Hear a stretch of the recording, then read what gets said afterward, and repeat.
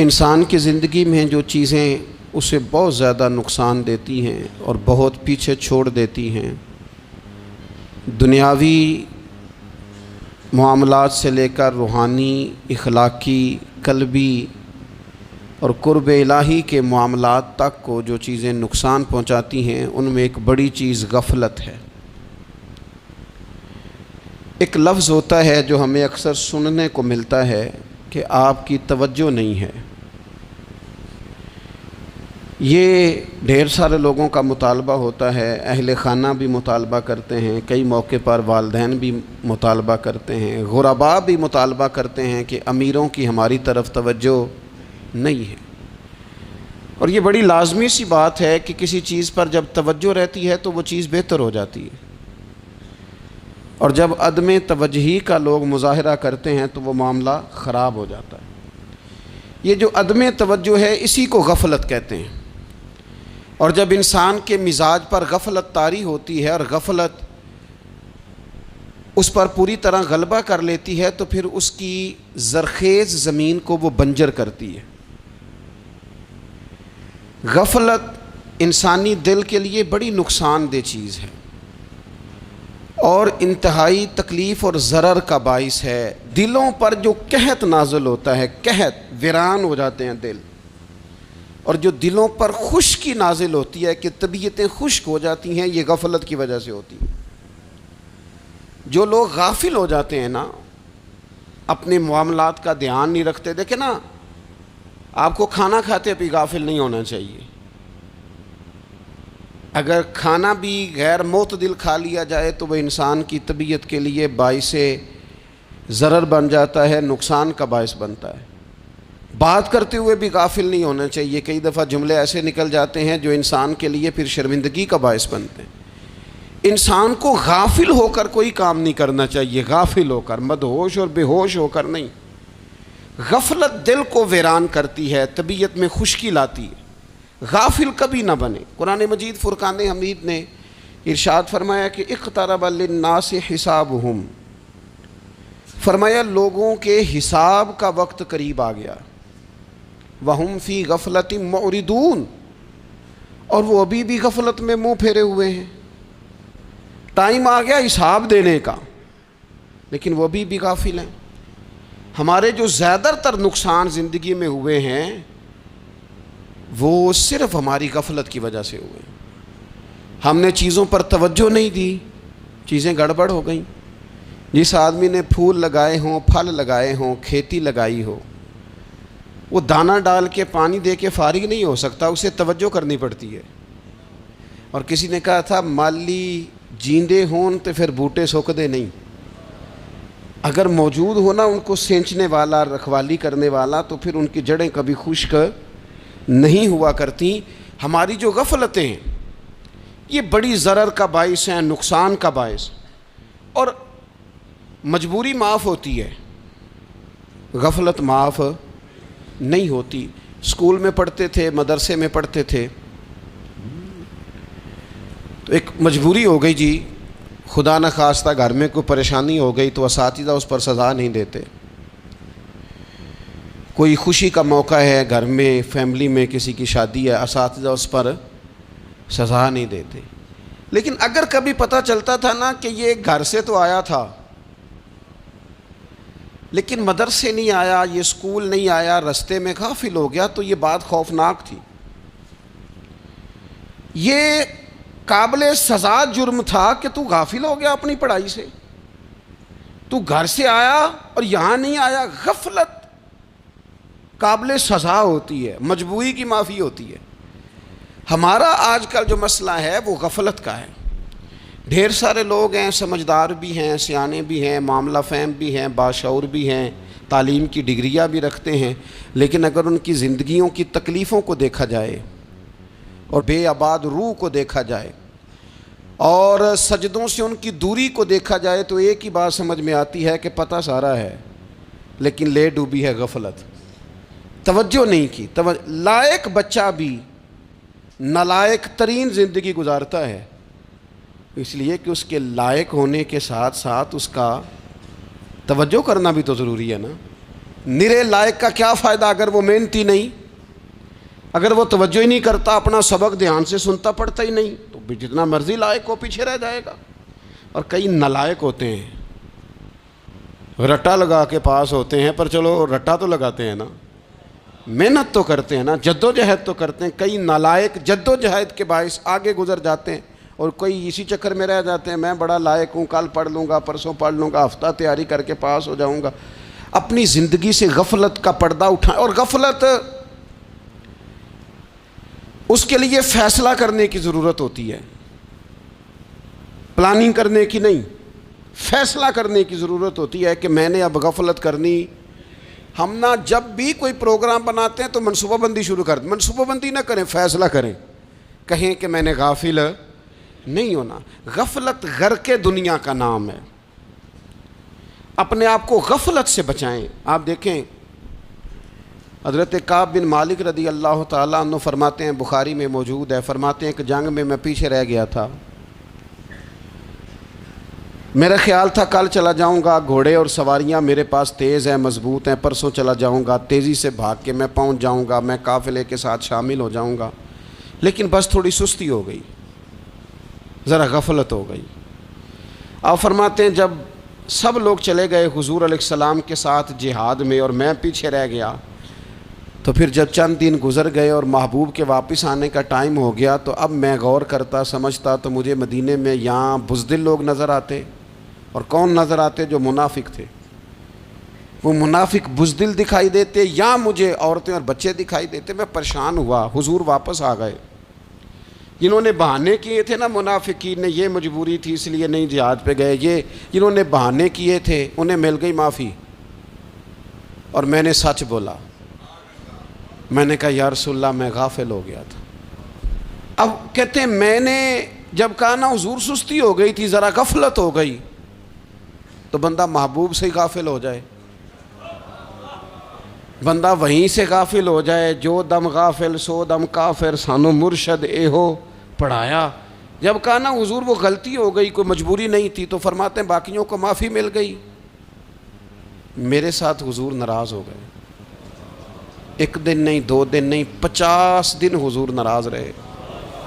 مدینے کی گلیوں نے مجھے پہچاننا چھوڑ دیا، در و دیوار سے مجھے یوں لگتا تھا کہ میں پردیسی ہوں۔ فرماتے ہیں میں مسجد میں آتا تھا، میں جب محبوب کو دیکھتا تو حضور رخ انور پھیر لیتے، اور مجھے پتا تھا جب میرا چہرہ ادھر ادھر ہوتا تو پھر کریم رحمت کی نظر فرماتے۔ فرماتے ہیں 50 دن مسلسل، پھر مجھے حکم ہوا کہ بیوی بھی بھیج دو، میکے بچے بھی بھیج دو، ننھال یعنی تنہا رہ جاؤ۔ فرماتے ہیں وہ میں نے قید تنہائی کاٹی، لیکن شکر اللہ کا یہ ہے کہ میں سچا تھا، بس ذرا بھول گیا تھا، بس ذرا غفلت ہو گئی تھی۔ تو فرماتے ہیں پھر اللہ تبارک و تعالیٰ نے میرے اوپر فضل یہ فرمایا کہ میری توبہ کا اعلان رب نے قرآن مجید میں فرمایا۔ تو غافل نہ بنے کبھی بھی، ہمارا نا مسئلہ یہ ہے، اور آپ نے ناراض نہیں ہونا، ڈھیر سارے لوگ غافل ہو جاتے ہیں، مالدار بھی غافل ہیں، صاحبان علم بھی الا ماشاء اللہ بہت ساری جگہوں پہ غافل ہیں۔ جن لوگوں کو 4 لوگ جاننے لگ جاتے ہیں، کوئی مقام حاصل ہو جاتا ہے، وہ بھی بہت ساری جگہوں سے غافل ہو جاتے ہیں الا ماشاء اللہ۔ غفلت بڑی تکلیف والا منظر ہے۔ جو لوگ سمجھتے ہیں نا میں اب گڈ بک میں آ گیا ہوں، اب میں اچھا ہو گیا ہوں، اب میرے لیے خیر کہا جاتا ہے، مجھے اچھائی شاید یہ مستقل میرے ساتھ رہے گی، تعریف ہی ہوگی ہمیشہ، وہ بھی غافل ہو جاتے ہیں۔ اور یہ غفلت ٹھیک نہیں ہوتی۔ وجہ دیکھنی چاہیے کس وجہ سے انسان کو وقار مل رہا ہے، عزت مل رہی۔ اپنی زندگی سے غفلت کو اتار پھینکیں۔ تھوڑی دیر کی تو غفلت ہوتی ہے، لمبی تو نہیں۔ 2 منٹ کے لیے صرف اس نے ڈرائیونگ کرتے ہوئے چہرہ موبائل کی طرف کیا تھا، 2 ہی تو منٹ لگے تھے۔ لمحوں نے خطا کی تھی، صدیوں نے سزا پائی۔ لمحوں نے خطا کی تھی، صدیوں نے سزا پائی۔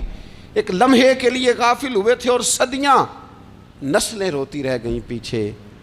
بچے تڑپتے رہ گئے، اہل خانہ پریشان رہ گئے، ماں باپ ساری زندگی روتے رہے، لیکن یہ 2 منٹ کے لیے یہ غفلت جو ہے یہ بڑی تکلیف والا معاملہ. اپنی زندگی سے غفلت کو اتارنا ہے، غافل نہیں بننا، ہر وقت توجہ اور ساری باتوں پہ توجہ. بعض اوقات لوگ ایک طرف توجہ کر کے ایک طرف سے غافل ہو جاتے ہیں. نہ، توجہ ہمہ پہلو رکھنی ہے. ہمارے ذمے جتنے بھی حقوق ہیں ان سب پر توجہ، ہر چیز کا خیال. ایسا نہ ہو کہ عبادت کرتے رہ جائیں اور حقوق العباد ہم سے چھوٹ جائیں، اور حقوق العباد اتنے زیادہ ادا کریں. ایک صاحب مجھے کہنے لگے ایک دفعہ بڑے وثوق کے ساتھ، کہنے لگے جی معاذ اللہ ثم نہیں جی ٹائم ملتا پھر نماز دا کی کریے، روزی کمانا بھی تو عبادت ہے نا. تو میں نے کہا آپ نے عبادت کرنا ایک حصہ قبول کیا ہے، آپ نے کل عبادت نہیں قبول کی. عبادت کل ہے، ہمہ پہلو. ایک حصہ آپ قبول کر کے نکل گئے اور باقی آپ نے چھوڑ دی. تو کسی ایک طرف سے بھی غافل نہیں ہونا.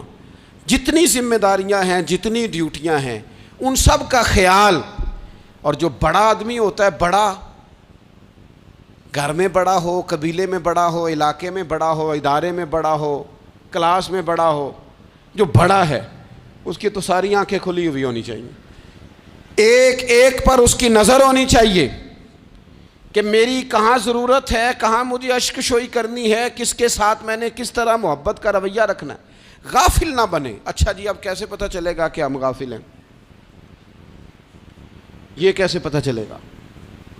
آپ کسی بندے سے بھی پوچھ لیں حالات کیا ہیں تو کہتا ہے اللہ کا شکر ہے کبھی کسی کا دل نہیں دکھایا، اللہ کا شکر ہے جی زمانہ ہو گیا 5 نمازیں پڑھتا ہوں، اللہ کا شکر ہے جی. کیسے پتہ چلے گا غافل ہیں؟ پہلی علامت ہمارے علماء اور صوفیاء نے غافل بندے کی لکھی ہے. اس آئینے میں نے اور آپ نے اپنا آپ دیکھنا ہے. غافل بندے کی پہلی علامت یہ ہوتی ہے کہ وہ دنیاوی کاموں میں چست ہوتا ہے اور اللہ اور اس کے رسول کی فرما برداری میں سست ہوتا ہے. یعنی نماز کے وقت تو اسے نیند ستاتی ہے، پریشانی ہوتی ہے، لیکن اگر کسی جگہ مال مل رہا ہو، پیسے مل رہے ہوں، وہاں جانا ہو تو پھر اسے کوئی چیز بھی تنگ نہیں کر. دنیاوی کاموں میں چست ہوگا، یعنی ٹی وی کے آگے، موبائل کے آگے وہ گھنٹوں بیٹھا ہوا ہے. اور اگر اسے 25 منٹ قرآن پاک سننا پڑ جائے، اگر اسے 20 منٹ دینی محفل میں بیٹھنا پڑ جائے، اگر اسے کہا جائے کہ تو 20 رکعت نماز نفل ادا کر، دنیاوی کاموں میں چست ہے، دینی کاموں میں، یہ غفلت کی پہلی علامت. پھر ذاتی معاملات پہ پیسہ خرچ کرنا ہو تو ڈھیر سارا ہے، کسی غریب کی مدد کرنی ہو تو. وہ ہمارے ایک دوست ہیں، وہ اکثر کہا کرتے ہیں، وہ کہتے ہیں آج کل کسی سے کہنا فلائی کام میں، دینی کام میں، کسی کی مدد میں کچھ 4 پیسے خرچ کرنے ہیں تو لوگ کہتے ہیں ہاتھ تنگ ہے. ہاں کوئی سستا پلاٹ ملتا ہو نا،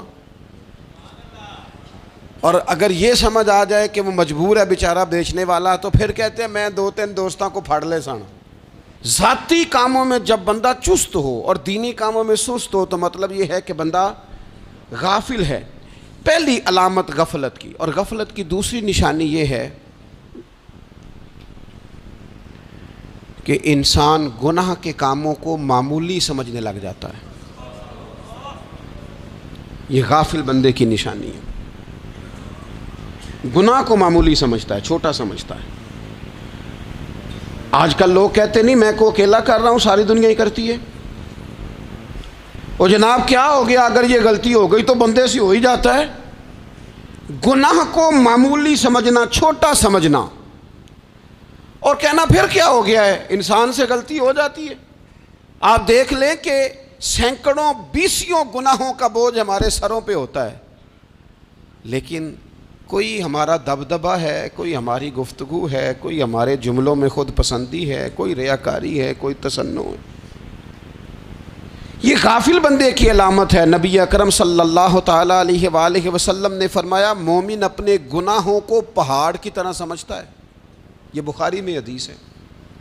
مومن پہاڑ کی طرح جانتا ہے اور وہ ڈرتا ہے کہ کہیں وہ پہاڑ اس کے اوپر گر نہ جائے، یعنی کہیں مجھے میرے گناہ کی سزا نہ مل جائے. چھوٹے گناہ کو بھی پہاڑ جانتا ہے، یار مجھ سے غلطی ہو گئی، مجھے ٹھیک کر لینی چاہیے، مجھے معافی لے لینی چاہیے، مجھے توبہ کر لینی چاہیے. مومن اپنے اوپر گناہ کو پہاڑ کی جانب سمجھتا ہے. اور حضور علیہ الصلوۃ والسلام فرماتے ہیں کہ یہ جو فاسق اور فاجر ہوتا ہے نا، اللہ کا نافرمان، یہ گناہ کو مکھی کی طرح سمجھتا ہے، یہ سمجھتا ہے میں نے اشارہ کرنا ہے مکھی نے اڑ جانا ہے۔ مومن کی علامت یہ ہے کہ وہ پہاڑ جانتا ہے اگر غلطی ہو جائے تو پہاڑ۔ امام اعظم ابو حنیفہ رحمۃ اللہ علیہ گزر رہے تھے تو بارش ہو گئی تھی اور کوفہ میں کیچڑ تھا، تو آپ نے جو جوتے پہنے ہوئے تھے ان جوتوں سے چلتے ہوئے نا آپ کے پاؤں سے کچھ مٹی اڑی، تو سامنے ایک یہودی تھا، اب اس زمانے میں دیواریں کچی ہوتی تھیں، اس کے دیوار پر جا کے وہ مٹی جو تھی وہ لگ گئی۔ اب امام صاحب بڑے پریشان ہوئے کہ میں نے اس کی دیوار کو آلودہ کر دیا۔ یہاں تو لوگ اپنی اینٹیں رکھتے رکھتے کئیوں کی دیواریں توڑ ہی دیتے ہیں، اور پھر وہ اس پر ماننے کو بھی تیار نہیں ہوتے، تسلیم کرنے کو بھی تیار نہیں ہوتے۔ وہ کہتے ہیں پھر کیا ہو گیا، اب ہمارا یہاں گھر ہے تو ہم نے ٹرالی منگوانی نہیں تھی، ہمارا حق بنتا تھا۔ امام صاحب کے پیروں سے ذرا کیچڑ اڑا، یہودی کی دیوار پہ لگا، اس کی کچی دیوار تھی۔ امام صاحب پریشان ہو گئے، سوچنے لگے کہ اگر میں دیوار سے یہ کیچڑ اتارتا نہیں تو یہ بھی زیادتی ہے، میں نے اس کی دیوار کو گدلا کر دیا، اور اگر میں اتارتا ہوں تو کچھ مٹی اس کی دیوار کی بھی اتر جائے گی، کچی دیوار ہے، یہ بھی زیادتی ہے۔ مومن گناہ کو پہاڑ کی طرح سمجھتا ہے کہ کہیں گر نہ جائے، اس کی بھی کہیں سزا نہ مل جائے۔ امام صاحب نے اس کے دروازے پہ دستک دی، وہ باہر آیا تو اتفاق سے وہ آپ کا مقروض بھی تھا، اس نے پیسے دینے تھے۔ باہر نکلتے ہی کہنے لگا اوہ آپ تو قرض لینے آ گئے، میرے پاس تو ابھی گنجائش نہیں ادا کرنے کی۔ تو امام صاحب کہنے لگے تو قرض چھوڑ، وہ میں نے معاف کیا، میرے سے غلطی ہو گئی ہے، میں آ رہا تھا، لکڑی کے جوتے اس زمانے میں کھڑاؤں لوگوں نے پہنے ہوتے تھے، کہا وہ میرے پیروں سے ذرا کیچڑ اڑا ہے، تیری دیوار پہ لگ گیا ہے۔ اب میں بڑی دیر سے کھڑا سوچ رہا ہوں کہ اگر میں تیری دیوار صاف نہ کروں تو میں نے یہ میلی کر دی، گدلی کر دی، یہ بھی بات درست نہیں ہے، زیادتی، اور اگر میں اسے صاف کرتا ہوں کچی دیوار سے کچھ مٹی اتر جائے گی تو یہ بھی زیادتی ہے، اب تو بتا میں کیا کروں۔ تو بے موسمہ پھل تھا نا یہ، تو بے موسمہ پھل دیکھ کے بندہ حیران ہو جاتا ہے، جو باتیں روٹین میں نہ ہو رہی ہوں وہ ذرا انوکھی لگتی ہے، بندہ حیران ہو گیا، غور سے امام صاحب کا چہرہ دیکھنے لگا، غور سے چہرہ دیکھنے لگا، اور پھر تھوڑی دیر سوچنے کے بعد کہنے لگا حضور پہلے میں نے دین اسلام کے بارے میں پڑھا اور سنا تھا، آج میں نے دین دیکھا ہے۔ پہلے میں نے سنا تھا کہ دین اسلام اس طرح کا ہے، آج میں نے دین ہم نہ پوری دنیا کے کافروں کو دین سنانا چاہتے ہیں، دکھانا نہیں چاہتے، ہم نیک نظر آنا چاہتے ہیں، نیک بننا نہیں چاہتے، ہم نیک نظر آنا چاہتے۔ نتیجہ کیا نکلتا ہے کہ کچھ عرصے کے بعد پتہ چل جاتا ہے بندہ کس لیول کا نیک ہے، کیا معیار ہے اس کی نیکیوں کا۔ کہنے لگا حضور پہلے میں نے دین سنا تھا، آج دیکھا ہے۔ آپ وہ مٹی کی دیوار پر جو کیچڑ لگ گیا ہے، دیوار کو بعد میں صاف کیجئے گا، پہلے کلمہ پڑھائیں تاکہ میرے اندر کا کفر صاف ہو جائے، مجھے مسلمان کر دیں۔ تو غافل آدمی جو ہوتا ہے نا، وہ پھر تیسری بات، جب بندہ بہت زیادہ غافل ہو جاتا ہے پھر اعلانیہ گناہ کرنے لگتا ہے۔ ایک گناہ پھر اس کا اظہار گناہ، ایک بندہ حدیث پاک میں آتا ہے، ایک بندہ رات کو کوئی غلطی کرتا ہے، اللہ تعالیٰ اس پہ پردہ ڈال دیتا ہے، لیکن وہ سویرے خود لوگوں کو بتاتا پھرتا ہے میں نے یہ کیا، میں نے یہ کیا۔ جب آپ اظہار گناہ کرتے ہیں نا تو سامنے والا بھی دلیر ہوتا ہے، کہتا ہے اس نے کیا میں کر لوں گا تو پھر کیا ہوا۔ ہمارے علماء نے لکھا ہے کسی کی نماز قضا ہو جائے تو کسی کو بتائے نہ، قضا پڑھ ڈالے، اس کا جگہ جگہ ذکر نہ کرے۔ جب آپ کہیں گے نا میری قضا ہو گئی تو آپ کے ساتھ رہنے والا بچہ دوست سمجھے گا یار اس کی قضا ہو گئی ہے تو میری بھی ہو جائے گی تو کیا ہوا۔ گناہ کرنا بھی گناہ ہے اور گناہ کا اظہار بھی گناہ ہے۔ نبی اکرم صلی اللہ تعالیٰ علیہ وآلہ وسلم نے ارشاد فرمایا میری ساری امت کو معافی مل جائے گی سوائے ان لوگوں کے جو اعلانیہ گناہ کرتے ہیں۔ یہ بخاری مسلم دونوں میں حدیث موجود ہے۔ جو اعلانیہ گناہ، جنہوں نے خود ساری دنیا کو گواہ بنا لیا، میں نے یہ بھی جرم کیا، یہ بھی کیا، یہ بھی کیا، یہ بھی کیا، خود انہوں نے لوگوں کے، بہت بڑے غافل آدمی کی علامت ہے کہ گناہ کرے اور پھر اوپر سے اعلانیہ گناہ کرے، اتنا بڑا جرم کرے۔ پھر چوتھی علامت اگر ہم دیکھنا چاہیں کہ ہم غافل تو نہیں. تو غافل بندے کی چوتھی علامت یہ ہوتی ہے کہ وہ فضول کاموں میں وقت بڑا ضائع کرتا ہے. فضولیات میں ادھر بیٹھے ہیں ادھر بیٹھے ہیں, یہاں گپ شپ ہو رہی ہے, وہاں موبائل دیکھا جا رہا ہے, پھر کچھ ٹائم ملا ہے تو پھر کہیں دور دراز کسی ہوٹل پہ کھانا کھانے چلے گئے, پھر کچھ ٹائم ملا تو چلو نکلتے ہیں ذرا کوئی ہفتہ سیر کر آتے ہیں, یہاں گپ شپ ہے, فلاں کو ڈسکس کر لیتے ہیں, فلاں کے بارے میں بات کر لیتے ہیں, سیاسی تبصرے کر لیتے ہیں, یہ تھوڑی گفتگو ہو جاتی, چلے محلے داروں پہ تبصرہ شروع کرتے ہیں, کون روٹی زیادہ کھا رہا ہے اور کس کے پاس پیسے زیادہ آ گئے, چلو جا کے پتہ کرتے ہیں. حالانکہ یہ پتہ نہیں کرنا چاہیے تھا, پتہ تو اس کا کرنا چاہیے تھا جو بیچارہ کل سے بھوکا ہے. خبر تو اس کی رکھنی چاہیے تھی جس بیچارے کے گھر میں بچوں کے لیے پہننے کو کپڑے موجود نہیں ہیں. اس پر تبصرہ یہ کرتے ہیں کہ یہ محنت کیوں نہیں کرتے, اور اگر کسی پر اللہ عطا کر دے پھر حساب ضرور لگاتے ہیں کہ ذرا معلومات کرو یہ اتنی جلدی آگے کیسے نکل گئے. غافل بندے کی علامت ہے وقت کا ضائع کرنا اور فضول کاموں میں ضائع کرنا اور بلا وجہ ضائع, اور ایسے سوالات کرنا جن کی ضرورت ہی کوئی نہیں, بالکل ضرورت ہی نہیں, کوئی مطلب ہی نہیں, لیکن ہم لوگ وقت ضائع. یہ غفلت کی علامت. غفلت اللہ والوں کی علامت کیا تھی؟ ایک بات انہوں نے زندگی میں لے لی, سیکھ لی, پھر ساری زندگی اسی پہ گزار دی. ان کا ارادہ تھا نا کشکول سیدھا کیا. کچھ لوگ ساری زندگی لیکچر قبول لے کے سن کے پھر بھی سمجھنے کو تیار. یہ غافل دل کی علامت ہے. اس لیے نبی پاک صلی اللہ تعالیٰ علیہ وسلم نے فرمایا دو نعمتیں ایسی ہیں جن میں اکثر لوگ غفلت میں ہیں, ایک صحت اور دوسری فراغت. لوگ بلا وجہ وقت ضائع کرتے ہیں. اللہ نے صحت دی ہے, کسی خیر کے کام میں لگائیں. اگر آپ کے پاس فارغ وقت ہے تو قرآن پاک کو یاد کریں, ترجمہ اور تفسیر سے پڑھیں, محبوب پاک علیہ السلام کی احادیث کو یاد کریں, اللہ والوں کی باتیں سنیں. وقت ملے تو عبادات میں لگائیں, نوافل میں لگائیں, تلاوت میں لگائیں, ذکر اذکار میں لگائیں, اور پھر اللہ مزید توفیق عطا کرے تو کسی کے بھلے میں وقت لگائیں. گلی سے کوئی کانٹا اٹھائیں, کوئی روڑا اٹھائیں, کوئی کسی کی مدد کریں. لیکن یہ غافل ہونے کی علامت ہے کہ اپنے وقت کو ضائع کرنا. اور پھر اسی طرح غفلت کی پانچویں علامت یہ ہے کہ اگر بندے کو دنیا سے پورا پیار ہو جائے, یعنی شب قدر میں بھی آ کے کہتا ہے یا اللہ کبھی پیسے دے دینا, شب برات والے دن بھی کہتا ہے کہ مالک اگر کبھی کوئی ایسا سبب لگ جائے نا, یعنی بیت اللہ شریف کے سامنے کھڑے ہو کے بھی اگر اس نے مال ہی مانگنا ہے وہاں بھی اس نے یہی سوال کرنا ہے, حب دنیا اتنی غالب آ جائے. تو یہ غافل ہونے کی علامت. دنیا ضرورت ہے, مقصد نہیں ہے. دنیا کی حاجت ہے, مقصد نہیں ہے. یہ مقصود نہیں. اور جب لوگ فقط دنیا کے مال کو, دولت کو, نبی پاک علیہ السلام نے فرمایا وہ لعنتی ہے جو درہم اور دینار کا بندہ بن گیا ہے, پیسوں کا بندہ بن گیا ہے. مل جائے تو خوش ہوتا ہے, نہ ملے تو تکلیف میں آ جاتا ہے. یہ غافل بندے کی علامت. مومن تو وہ ہوتا ہے کہ دولت رزق حلال ضرور کماتا ہے تاکہ کسی کے آگے ہاتھ نہ پھیلانا پڑے, کوشش ضرور کرتا ہے, پر دنیا کو جیب میں جگہ دیتا ہے, دل میں نہیں دیتا. اس کی جگہ جہاں ہے اسے وہاں رکھتا ہے, اسے دل میں جگہ. دل تو ایک ہے, اس میں رب و رسول کو بسائیں گے یا کسی اور کو بسائیں گے. تو حب دنیا یہ غافل ہونے کی بہت بڑی علامت ہے.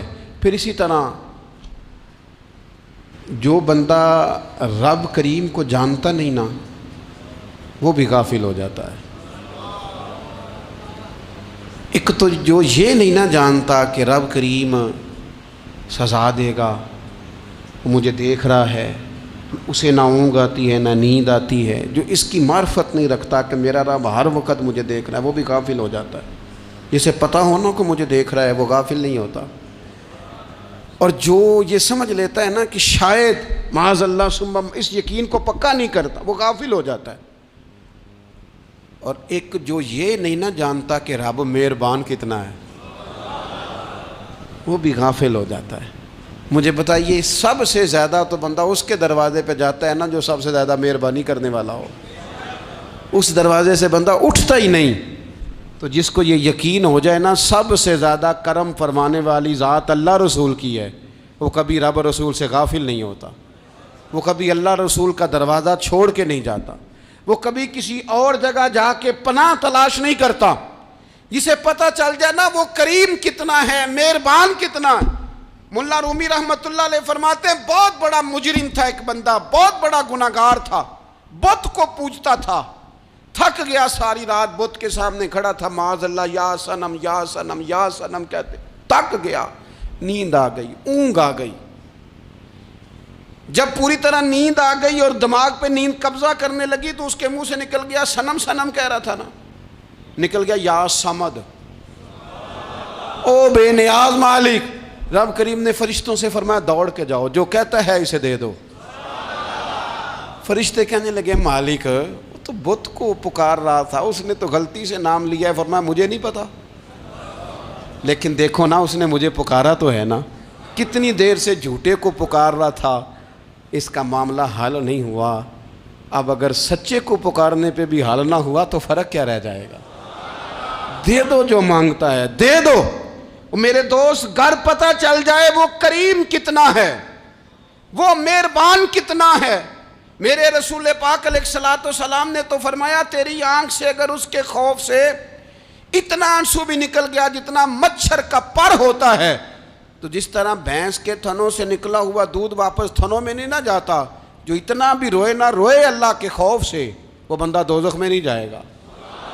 تھوڑی دیر کے لیے ڈر جائے اپنے رب سے، آئے تو صحیح۔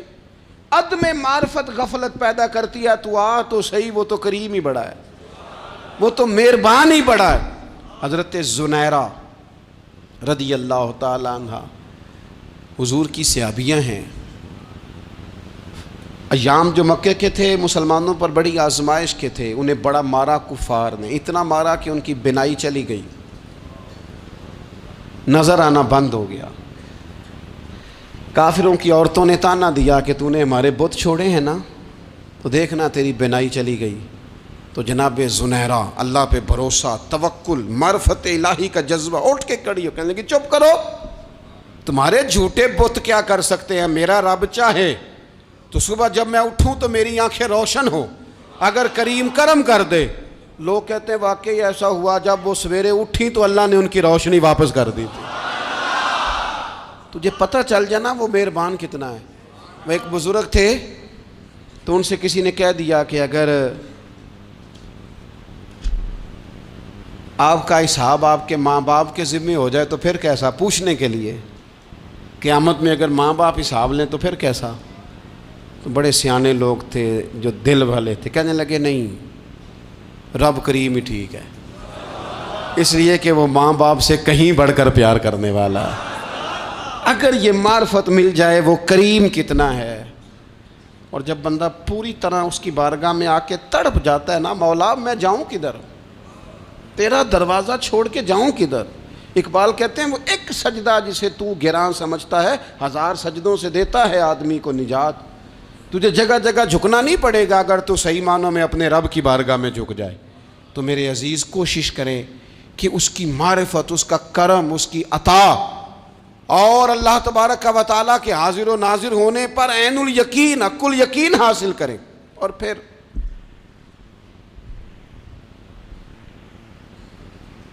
آٹھویں بات یہ ہے کہ غافل لوگوں کی صحبت بھی بندے کو غافل کر دیتی ہے۔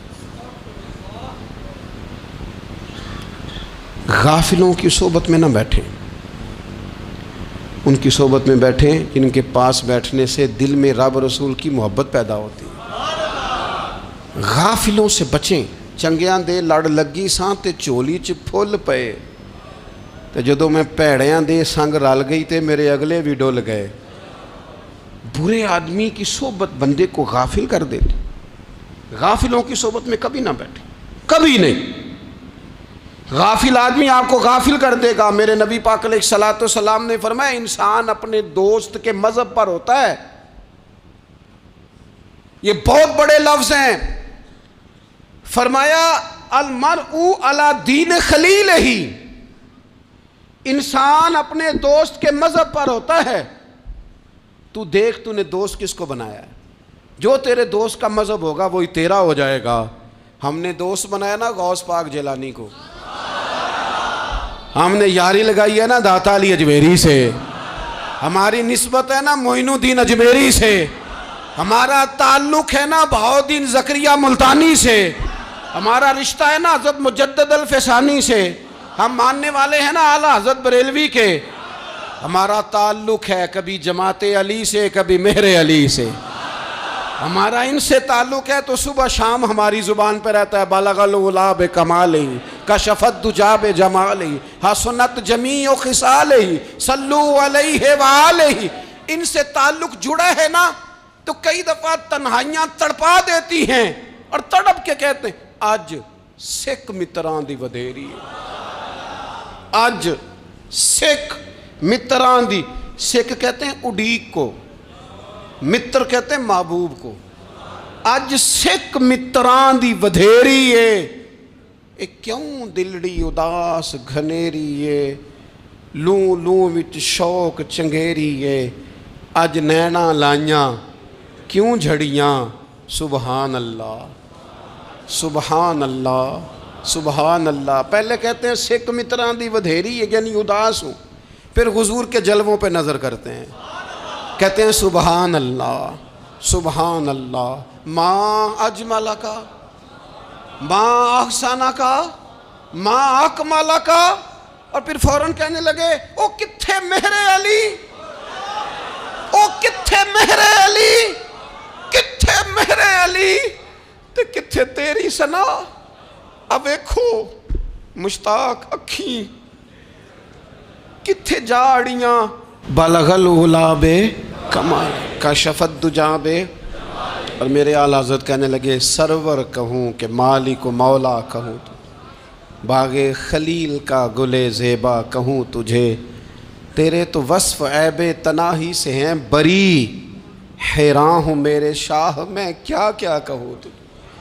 غافل آدمی کی علامت ہے برے لوگوں کی صحبت میں، خبردار ان کے پاس نہ بیٹھنا جن کے پاس بیٹھنے سے تمہارے دلوں میں اولیاء اللہ اللہ کے بندوں کی عداوت پیدا ہو، خبردار خبردار ان کے پاس نہ بیٹھنا جن کے پاس بیٹھنے سے تمہارے دلوں میں حضور کی اولاد پاک کے بارے میں شک پیدا ہو، خبردار اس شخص کے پاس نہ بیٹھنا جو امام حسین ابن علی کے بارے میں کوئی کمزور بات کرتا ہو، بچنا، خبردار اس سے بچنا جو حضور کے صحابہ کے بارے میں بات کرے، بچنا بچنا اس سے، جو سیدنا ابو بکر صدیق کے بارے میں کوئی،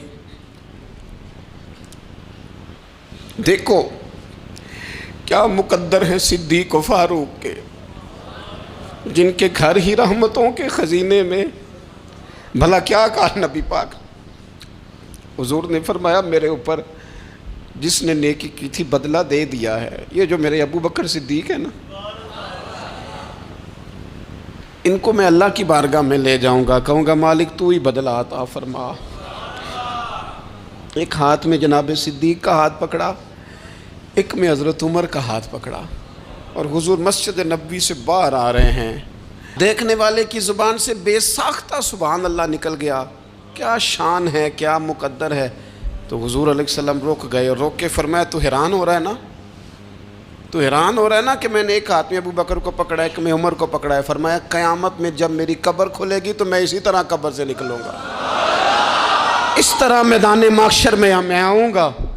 خبردار حضور کے وفاداروں کے وفادار رہنا، ان کے وفادار رہنا، ان کے وفادار رہنا۔ بڑا عجیب دور آیا ہے، ہم نے یہ دور دیکھا ہے کہ لوگ حضور کے صحابہ کے بارے میں بھی بات کریں گے، اب نبی پاک کی اولاد پاک کے بارے کو بھی ڈسکس کیا جائے گا۔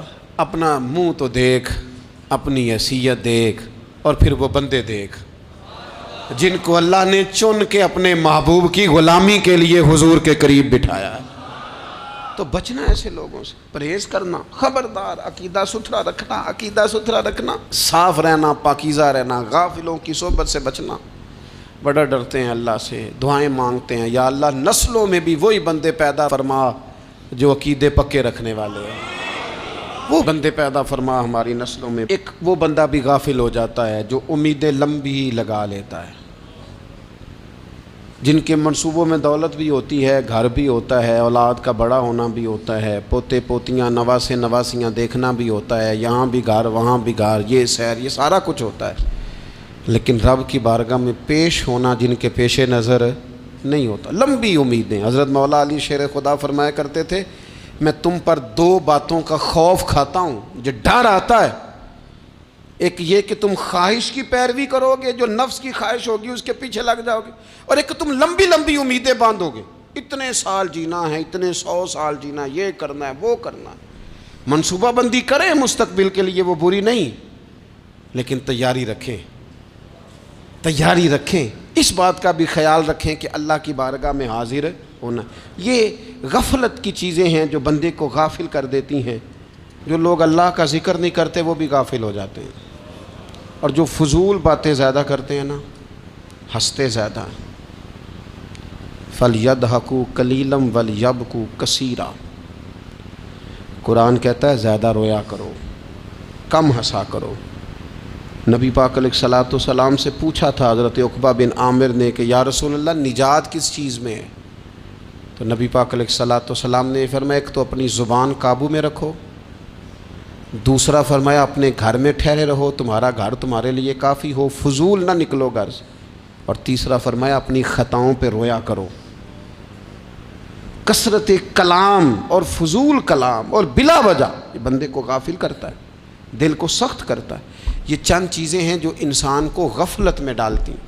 اپنے آپ کو ان چیزوں سے بچائیں اور غفلت کو توڑیں۔ آپ کے ذمے، میرے ذمے جو حقوق العباد ہیں ان کا پتہ کریں، جو اللہ رسول کے حقوق ہیں ان کی خبر دیکھیں، ہماری جو ذمہ داریاں ہیں ہم کس طرح انجام دے رہے ہیں اس پر توجہ کریں، اپنے معاملات کو ٹھیک کریں۔ ہم انسان ہیں، کوتاہیاں تو رہ جائیں گی، لیکن جب کوشش کریں گے تو پھر رب تعالیٰ مدد بھی فرمائے گا۔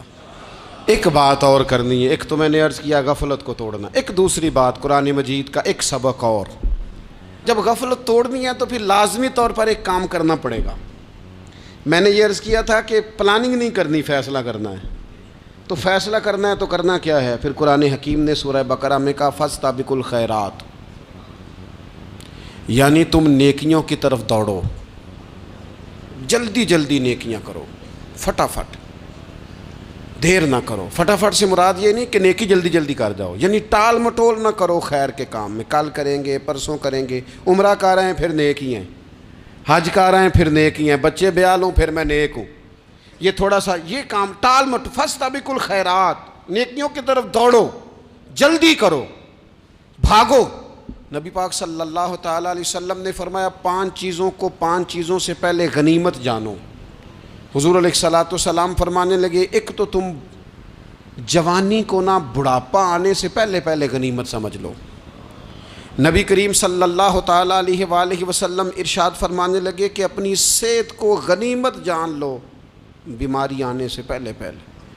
پھر حضور علیہ الصلوۃ والسلام فرمانے لگے اگر اللہ نے تمہیں مال دیا ہے، وسعت دی ہے، تو نیکی کر لو، خرچ کر لو اللہ کے راستے میں، خدا نہ خواستہ تم پر غریبی آ جائے۔ اور پھر حضور سید عالم صلی اللہ تعالیٰ علیہ وسلم فرمانے لگے اگر تمہیں اللہ نے کچھ فراغت دی ہے، بہت زیادہ مصروف نہیں ہو، تو غنیمت جان لو، جلدی سے نیکی کر لو قبل اس کے کہ تم مشغول ہو جاؤ۔ اور 5ویں بات حضور نے بیان کی، فرمایا زندگی کو غنیمت جانو، موت آنے سے پہلے پہلے جلدی سے نیکی کر لو۔ نیکی کے لیے ساری زندگی منصوبہ بندی نہ کرتے رہو، نیکی کے لیے دیکھو نا، ہماری زندگی میں یہاں دنیا میں رہ کے چند منٹوں میں وہ نیکی کی جا سکتی ہے جو قیامت کے بعد صدیوں کا ہمارا فائدہ کرے گی، صدیوں کا فائدہ کرتے نہیں۔ پلاننگ کر رہے ہیں، منصوبہ بندی کر رہے ہیں، بس تیاری کر رہے ہیں، بس حضرت آپ دعا کر دیں، اللہ تعالیٰ دعائیں بھی قبول فرمانے والا ہے، لیکن جو نیکی نصیب ہوتی ہے اسے جلدی سے کر گزریں، اسے فٹافٹ کریں۔ میں ایک گاؤں میں گیا، اب تو خیر وہ دور نہیں رہا، یہ 10-15 سال 20 سال پہلے نا جو نوجوانوں کی مصروفیات ہوتی تھیں ان میں سے ایک مصروفیت یہ ہوتی تھی کہ گندم لے کے چکی پہ جانا ہے، آٹا پسوا کے لانا ہے۔ یہ ایک بڑی، چونکہ سبھی گھروں کے اندر سال کے لیے گندم سٹاک کر لی جاتی تھی، تو گندم لے کے جانا یہ ایک ڈیوٹی ہوتی تھی۔ ایک نوجوان ایک گاؤں میں، اس کی مجھے تعریف سننے کو ملی، تو ایک بوڑھی اماں کہنے لگی یہ تو بڑا نصیباں والا ہے، سارے دا آٹا پیا لے ہوندا ہے۔ اور آتے جاتے پوچھ لیتا ہے کہ اماں کوئی کہنے لگی میرے بچے باہر ہوتے ہیں، یہ مجھے دوائی بھی لا دیتا ہے شوگر کی، میں مریضہ ہوں۔ یعنی خیر جتنی ہو سکے، جتنی۔ میرے ایک سنگی ہیں تو سڑک پہ کوئی بندہ کھڑا ہوتا ہے نا، اللہ تعالیٰ انہیں سلامت رکھے، بندہ کھڑا ہوتا ہے تو کہتے ہیں میں اس سے پوچھ لیتا ہوں بابا جی کدھر جانا ہے، فلانی جگہ جانا ہے، تو کہتے ہیں میں موٹر سائیکل پہ بٹھا لیتا ہوں۔ بندہ دیکھ کے مجھے سمجھ آ جاتی ہے ضرورت مند ہے، کوئی چور نہیں، کوئی ڈاکو نہیں، ضرورت مند ہے، میں اسے منزل تک نیکی جتنی میسر آئے، جس حد تک میسر آئے۔ کیا کہا ہمارے نبی پاک علیہ السلام نے؟ حضور نے ہم سے فرمایا کچھ نہ ہو سکے تو بات ہی مسکرا کے کر لینا، اس پر ہی اللہ صدقے کا ثواب عطا کر دے۔ فاستبقوا الخیرات، جلدی سے نیکی کر لو، اپنے نامہ اعمال میں روز نیکیاں جمع کرو، کوئی نہ کوئی خیر کا کام روز کرو اور جلدی سے کرو۔ صحیح مسلم میں حدیث ہے، نبی پاک صلی اللہ تعالیٰ علیہ وسلم فرمانے لگے جلدی جلدی نیکی کے کام کر لو ان فتنوں سے پہلے جو اندھیری رات کے حصوں کی طرح فتنے ہوں گے۔ فرمایا اس وقت حال یہ ہوگا کہ آدمی صبح مومن ہوگا، شام کو کافر ہو جائے گا، شام کو مومن ہوگا تو صبح کافر ہو جائے گا۔ اور فرمایا لوگ دنیا کے بدلے اپنا دین تک بیچ ڈالیں گے۔ معاذ اللہ جھوٹی قسمیں نہیں کھائی جاتی، جھوٹا قرآن مجید نہیں لوگ اٹھا لیتے، لوگ دنیا کے لیے دین بیچ ڈالیں گے۔ اس سے پہلے جب فتنے اتنے زیادہ ہو جائیں، اس سے پہلے نیکی کر لو، کوئی خیر کا کام کر لو، جلدی سے کچھ ایسا کر لو۔ حضرت عقبہ بن حارث رضی اللہ تعالیٰ عنہ فرماتے ہیں یہ دیکھیں ہمارے نبی پاک علیہ السلام کی سیرت کیا ہے، حضور کا اسوہ کیا ہے، نبی پاک علیہ السلام ہماری تربیت کس طرح کرتے ہیں۔ حضرت عقبہ بن حارث رضی اللہ تعالیٰ عنہ کہتے ہیں ہم نے نبی پاک علیہ السلام کے ساتھ عصر کی نماز پڑھی، یہ صحیح بخاری میں موجود ہے۔ فرماتے حضور سلام پھیرتے ہی فوراً اٹھ کے گھر تشریف لے گئے۔ یہ ہمارے لیے انوکھی بات تھی، غیر متوقع تھی، پہلے کبھی ایسا ہوا نہیں۔ سلام پھیرا نماز کا، حضور جلدی سے تشریف لے گئے۔ اب ہم حیران تھے اور حیرت انگیز طور پر حیران تھے کہ کریم اتنی جلدی تشریف لے گئے۔ تھوڑی دیر ہوئی حضور واپس آ گئے تو محبوب پاک علیہ السلام فرمانے لگے گھر میں ایک چھوٹی سی ڈلی، ایک چھوٹا سا ٹکڑا سونے کا پڑا تھا، مال آیا تھا سارا صدقہ کر دیا، وہ تھوڑا سا پڑا تھا، اچانک مجھے یاد آیا وہ تو پڑا رہ گیا۔ تو حضور فرمانے لگے میں نے کہا کہیں ایسا نہ ہو جائے کہ ساری رات گزر جائے اور میرے گھر میں پڑا ہی رہ جائے، میں جلدی سے جا کے اسے خیرات کر دوں۔ میں نے خیرات کیا پھر میں واپس آ گیا ہوں۔ جلدی سے نیکی، جلدی سے نیکی کر لی جائے۔ ہم بڑا انتظار کر رہے ہیں، بڑا لمبا ہمارا پروگرام ہے، ہمارے پاس ٹائم ہی بڑا ہے، کسی نے کان میں کہہ دیا ہے تیرے پاس بڑا وقت ہے، ابھی تو بڑی عمر پڑی ہے، ابھی تو جناب او میرے بھائی یہ لوگوں کے کہنے کی باتیں ہیں، پھر پتہ ہی نہیں چلتا حالات کس طرح کے ہو جاتے ہیں اور کیا معاملات انسان کے ساتھ درپیش ہوتے ہیں۔ جتنی خیر میسر آئے، جتنا بھلا میسر آئے، جتنی انسان کو توفیق ملے۔ میں نے بزرگوں کو دیکھا، اپنے اصحاب کو، پہلے وہ خدام سے کہتے کہ میں سونے لگا ہوں اور پابند کرتے لوگوں کو کہ فلاں وقت، بزرگوں کو میں نے دیکھا اپنے، وہ پابند کرتے لوگوں کو کہ فلاں وقت میں موجود ہوں گا آنا، خود پابند فرماتے، اور پھر جب بیدار ہوتے تو سب سے پہلے خدام کو بلا کے پوچھتے کوئی مہمان تو نہیں آیا؟ اور جناب آپ نے خود ہی تو پابند فرمایا فلاں دن آنا۔ کہنے لگے چل یار اگر کوئی آیا تو مجھے ملا لو، میری ملاقات کرا لو۔ کیوں؟ اس لیے کہ دور سے آیا ہے، مجھ سے ملنے آیا ہے، کوئی خیر کی بات سیکھنے آیا، چلو میرے نامہ اعمال میں کو نیکی جائے گی، کچھ نہ کچھ خیر جمع کر لی جائے، کچھ نہ کچھ ڈیوٹی کر لی جائے، کچھ کام کریں اور جلدی سے کریں۔ حضرت جابر ابن عبداللہ انصاری رضی اللہ تعالیٰ عنہ بیان کرتے ہیں، یہ بھی بخاری میں موجود ہے، کہتے ہیں ایک صحابی نبی پاک علیہ السلام کی بارگاہ میں حاضر ہوئے غزوہ احد کے موقع پر، اور حال ان کا یہ تھا کہ وہ کھجور کھا رہے تھے اور کھجور انہوں نے منہ میں رکھی ہوئی تھی۔ حضور کی بارگاہ میں حاضر ہوئے اور عرض کرنے لگے یا رسول اللہ صلی اللہ تعالیٰ علیہ وسلم اگر میں شہید کر دیا جاؤں تو کہاں جاؤں گا؟ حضور فرمانے لگے جنت میں۔ تو کہتے ہیں انہوں نے جو کھجور منہ کے اندر تھی وہ انہوں نے نگلی نہیں، اندر نہیں لے گئے، اس کو باہر نکالا اور دوڑ کے آگے بڑھے اور جنگ کرنی شروع کر دی۔ اور لڑتے لڑتے شہید ہو گئے۔ کیا سبق دیا انہوں نے؟ سبق یہ دیا کہ نیکی کرنے میں اتنی دیر بھی نہیں کرنی جتنی کھجور کھانے میں دیر لگتی ہے۔ جلدی سے نیکی کرنی ہے، فٹافٹ نیکی کرنی، اس کے اندر ٹال مٹول نہیں کرنا۔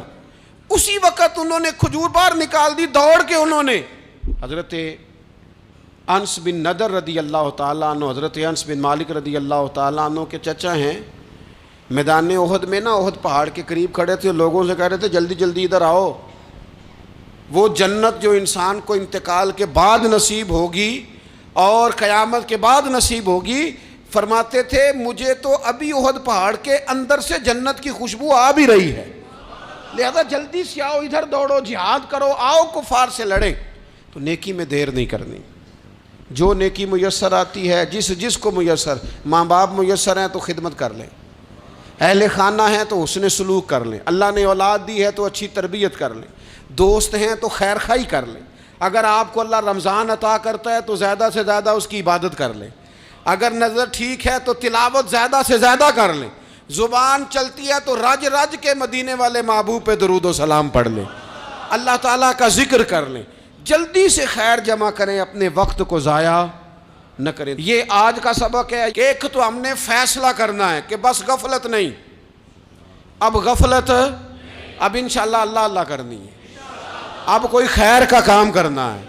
میرے حضرت کا ایک جملہ کبھی نہیں بھولنا، فرمایا کرتے تھے زمین کے اوپر کام، نیچے جا کے آرام، یہ چھوڑ دیں اتنے گھنٹے سونا ہے تو یہ کرنا ہے تو میری نیند میں دخل کوئی نہ ڈالے، پھر سوتے ہی رہ جائیں گے، سوتے ہی رہ جائیں گے۔ زمین کے اوپر کام اور نیچے جا کے جاگنا ہے، جاگ لے افلاک کے سائے تلے، پھر حشر تک سوتا رہے گا خاک کے سائے تلے۔ اب جاگ لے افلاک کے سائے کے نیچے، جاگ، کھول آنکھیں، ہر وقت کا سونا، ہر وقت سونا، ہر وقت جو اپنے آرام کی فکر کرنا، اس سے نکل آئیں اور اچھا کھانا اور اچھا پہننا اور بس اپنی مرضی کی زندگی من چاہی جینا، اس سے باہر آئیں، فیصلہ کریں، فیصلہ کہ اب غفلت نہیں کرنی، اگر اللہ نے کوئی صلاحیت دی ہے تو اسے دین کے کام پہ لگانا ہے، کوئی ڈیوٹی کرنی ہے، کوئی خدمت کرنی ہے۔ دیکھو خدمتیں ہو رہی ہیں، صدیق اکبر مال دے رہے ہیں، عثمان غنی مال دے رہے ہیں، مولا علی نے تلوار پکڑی ہے، میدان میں جا رہے ہیں، فاروق اعظم گلی گلی نگر نگر رسول اللہ کے دین کی پہرے داری کر رہے ہیں، حضرت جناب سیدنا سلمان فارسی ابو ذر غفاری حضور کی مسجد میں جھاڑو دے رہے ہیں، اور بلال حبشی وہ نبی پاک کی مسجد میں اذان پڑھتے پڑھتے رب نے اتنا عروج فرمایا کہ کعبے کی چھت پہ کھڑے ہو کے بھی اذان پڑھنی شروع، انہوں نے اذان دے دی۔ تو کوئی کام کرنا ہے، غفلت کو توڑنا ہے اور نیکی کرنی ہے، ذرا جلدی جلدی خیر کا کام کرنا ہے، نہیں ایسے نہیں، فٹافٹ۔ کیسے جی؟ فٹافٹ، تو فٹافٹ کام کریں خیر کا، جلدی جلدی۔ تو یہ خیر کا کام فٹافٹ، جلدی جلدی اور بڑی جلدی اور دوڑ دھوپ کے، اور جب آپ کرتے جائیں گے نا تو پھر اللہ تعالیٰ مواقع بناتا جائے گا۔ آپ سے میری اپیل ہے، بالخصوص میرے ساتھ جو وابستہ سنگی ہیں، جو پیار کرنے والے ہیں، دو باتیں آج آپ نے لے کے جانی ہیں گھر، یہی لنگر ہے، یہی آپ کے لیے دعا ہے، یہی ہمارے بزرگوں کا فیض ہے، یہی نصیحت ہے کہ آپ نے دو باتیں لے کے جانی ہیں۔ غفلت توڑ دینی ہے، فیصلہ کرنا ہے کہ آج کے بعد غافل نہیں ہونا، اور دوسری یہ بات لے کے جانی ہے کہ نیکی جلدی جلدی، فٹافٹ فیصلہ، فٹافٹ نیکی، ایک کر کے پھر انشاءاللہ دوسری کر کے پھر انشاءاللہ تیسری کر کے پھر انشاءاللہ چوتھی، یہ شروع کرنی ہے، اور آپ دیکھیں گے اللہ تعالیٰ مہربانی فرمائے گا، مدد کرے گا۔